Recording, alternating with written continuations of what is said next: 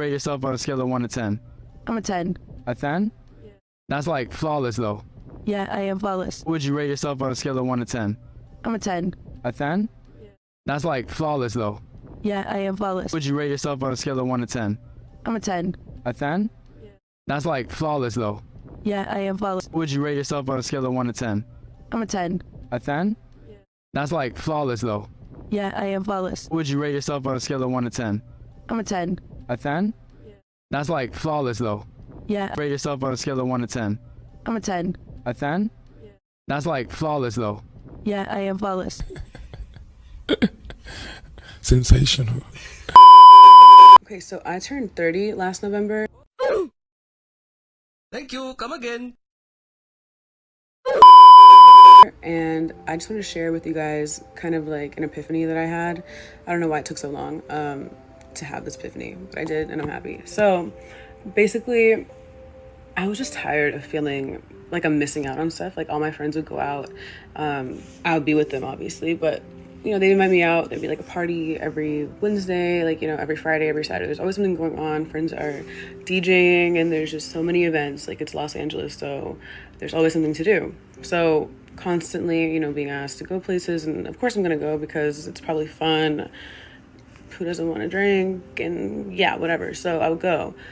But somewhere, you know, within all these going outs and stuff, like something switched, and it just didn't, like, it wasn't fun anymore.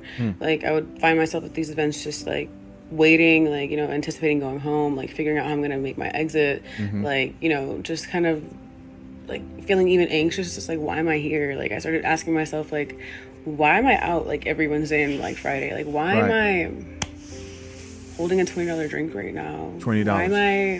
Why? What is this reason? So I just decided, like, don't go. How about just don't go?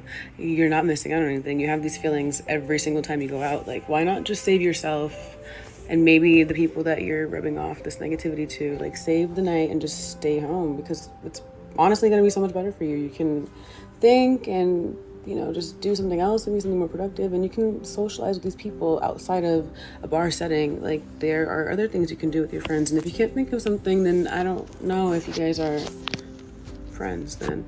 But yeah, don't let the fear of missing out stop you from sitting your home because you're not missing out on shit. The weirdest thing, though, about being in my 30s was the day that I realized that 40-year-old men were no longer creepy. What, attractive? Short or poor? Short. I don't mind short at all. I really don't. I don't know why it's such a big deal. I don't want a guy who's like 6'7". I don't want to feel like a baby. I mean, honestly, horizontal, everyone's the same height. Poor for sure, yeah. I mean, obviously, if anyone knows me, they know I do poor. Oh, so you like poor? It's not what it's, you know, it's what's happening. Poor guys are good in bed. They're great. It's called futon dick. Yeah, they need a place to sleep. Yeah. Poor because they can get rich. Subscribe now. But a shorty's not gonna get tall. Oh, I love me a little short man. I do. You do? I do. A little pocket-sized man. Why do you like short men? Oh my God, they're easy to dominate. Oh my God, it's always both. I'll take a short, rich guy over a poor, tall. Nope, I'll take a tall guy. I'd rather short. I don't do poverty. My lover dumped me today, the last day of the year 2022. Video the dedication to them. We met on Tinder. And they knew how to jumpstart vehicles, and my rebound before them could not jumpstart a vehicle.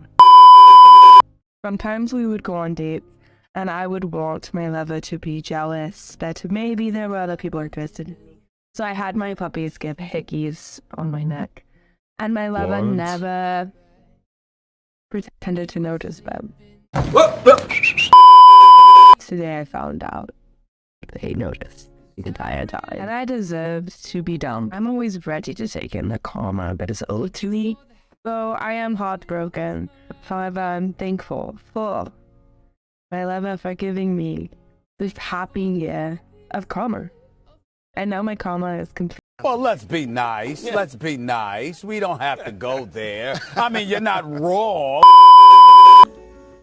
Hey, just a quick reminder, you deserve somebody who knows what they have when they have you, who doesn't have to lose you in order to see your worth. So it's the day after, and all I can think about is, oh, I give up. I was so exhausted from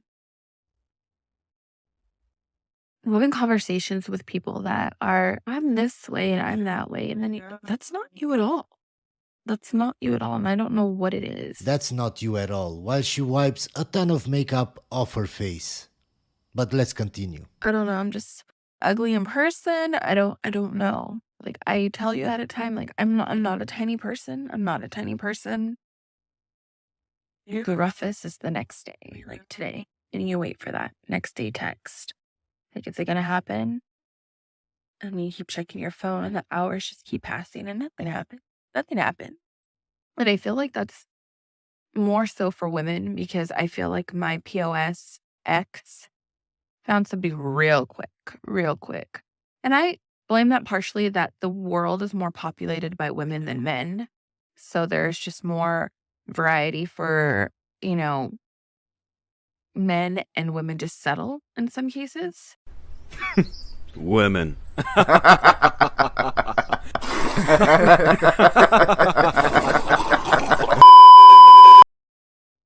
I have feelings like everybody else. Most men find me cold because I'm not very flirty and fun, and that's fine. But at the end of the day, I'm a human and I have feelings too. Like, for instance, why do men ghost people? I don't get that. Just say, I'm not interested. I'm not interested. We had a good time. You're just not the one. But instead they are radio silent. And they just watch you from afar. It's like, it's one thing to not feel like I was good enough in my marriage. But it's a whole other thing to put yourself back out there and you're still not good enough and you're like, what's wrong with me? What's wrong? It's exhausting being strong all the time, knowing that you're a single mom who takes care of her own. And that's not attractive to anybody because I don't know. Your outside exterior. Like, what is it? What is it? Do I have to mold into a whole different person? Go on one of those fitness journeys? Why do I have to do that? Why can't I just be good enough? But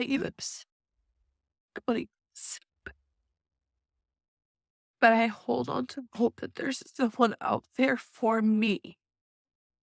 But where is he? Cry me a river, baby, cry me a river.